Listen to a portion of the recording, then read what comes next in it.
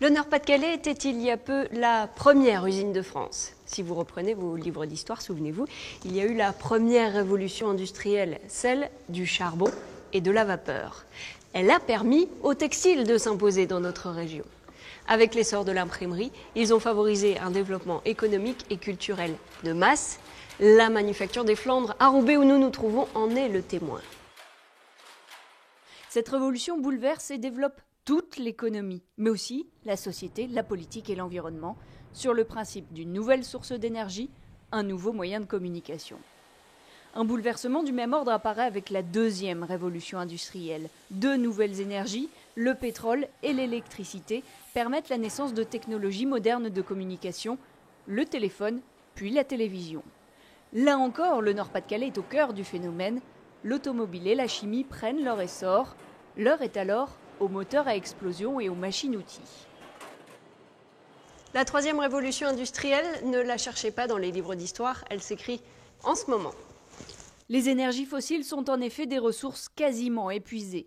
Le système de production qui en découle depuis plus d'un siècle semble, comme notre planète, à bout de souffle. Notre région confrontée à ce nouveau défi, construire l'industrie du futur et adapter nos comportements tout en créant un monde plus humain. Cette nouvelle économie doit être capable de créer de l'emploi tout en répondant aux contraintes du réchauffement climatique. Alors, que fait-on ? We are asleep. What we're doing here in Lille and in this region, Nord-Pas-de-Calais, is essential. La Chambre de commerce, le Conseil régional et les territoires du Nord-Pas-de-Calais ont décidé fin 2012 de confier à Jérémy Rivkin et ses équipes une mission. Cette mission, nous aider à décliner en Nord-Pas-de-Calais son concept de troisième révolution industrielle. L'économiste américain Jérémy Rivkin a déjà conseillé de nombreux chefs d'État sur des questions d'économie et de changement climatique. Il travaille pour l'Union européenne à l'application de la troisième révolution industrielle. Déjà cheville ouvrière de l'Europe, le Nord-Pas-de-Calais n'est pas passé à côté de cette opportunité de devenir la première région française à s'engager dans cette voie. En quoi consiste cette démarche ? Le principe est celui des deux premières révolutions industrielles, la conjonction d'une nouvelle source d'énergie et d'un réseau de communication, les énergies renouvelables et Internet. Cette troisième révolution industrielle s'appuie en fait sur 5 piliers. Premier pilier, les énergies renouvelables. Le soleil, le vent, l'eau, les marais, la géothermie sont immédiatement et partout à disposition. Elles peuvent remplacer les énergies fossiles pour réduire les émissions de CO2. Ces énergies, qui représentent 4% aujourd'hui dans notre région, devraient en faire 20% en 2020. Deuxième pilier, il faut collecter ces énergies dans chaque maison, dans chaque immeuble. Rien que la rénovation de nos 1 600 000 logements pourrait créer plusieurs dizaines de milliers d'emplois. Puis il faut stocker ces énergies vertes, c'est le troisième pilier. Jérémy Rivkin propose entre autres pour cela de transformer l'énergie produite en hydrogène. Ensuite, il faudra partager cette énergie et pour cela utiliser une nouvelle forme de réseau de distribution à l'image d'Internet, c'est le quatrième pilier. Ce réseau intelligent sera capable d'équilibrer la production et la consommation électrique à l'échelle d'un quartier, d'une ville ou d'un territoire. Enfin, le cinquième pilier réside sur le transport et la mobilité. Un transport zéro carbone, grâce notamment aux véhicules électriques. Tout cela est possible dans le Nord-Pas-de-Calais. La région est même déjà engagée sur la voie de la transition énergétique, environnementale, écologique et sociale, dont les débats ont animé cette année 2013.